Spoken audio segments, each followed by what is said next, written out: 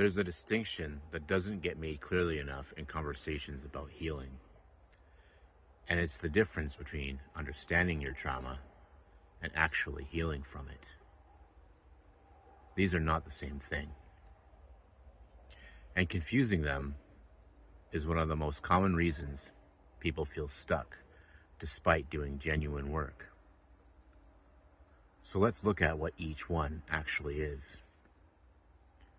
Understanding your trauma is knowing what happened. It's the story, the origin, the context that explains why you respond the way you do, why you fawn in conflict, why closeness makes you anxious, why you go quiet when you need something, why certain things hit you harder than they seem to hit other people. Understanding gives you the narrative, and the narrative matters. It's a huge relief often to finally have language for something you've carried without knowing what it was. This is real and valuable. But understanding is a cognitive event. It happens in the mind. And trauma, real trauma, doesn't live only in the mind. It lives in the body, in the nervous system, in the automatic responses that activate before you've had a chance to think about them. You can understand completely why you freeze in certain conversations and still freeze. You can know exactly where your anxiety comes from and still feel it with the same intensity as before you knew. Because the knowing didn't reach the place where the wound actually lives. This is the first thing to understand about healing. Healing is not a cognitive event. It's a somatic one, a relational one. Something that happens in the body and in experience, not just in comprehension.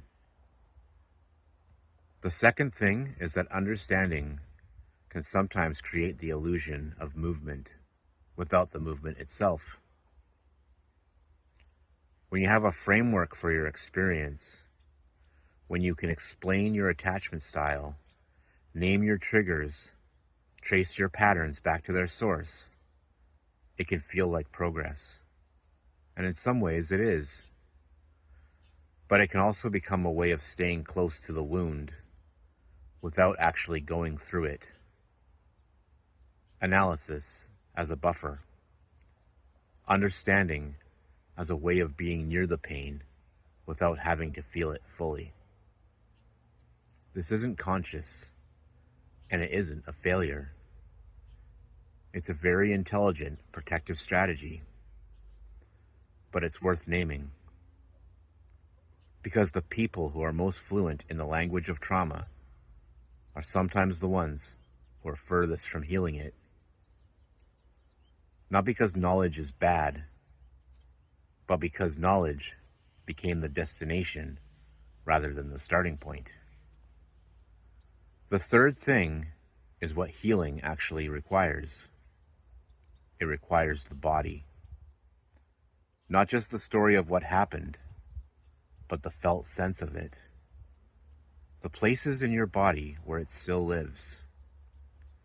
The ways your nervous system still responds as if the original threat is present. It requires relationship. Because most early wounds happened in relationship. And the nervous system heals in the same place it was hurt. Through new experiences of being known and safe that slowly update what it expects from closeness. And it requires time. Not the kind of time where you wait for healing to arrive. The kind of time where you stay in contact with the work long enough for something to actually shift at the level where it matters. Here's what I want you to hear if this is landing. If you understand your trauma, well, but you don't feel healed. That's not a paradox. That's just an accurate read of where you are. The understanding was necessary. It got you here. But here is not the destination. The next layer of the work is not more understanding. It's the willingness to go somewhere that understanding alone can't take you. If you're in that place and you want to explore what that actually looks like, Transcendental Mentorship is a free community for people doing exactly this work.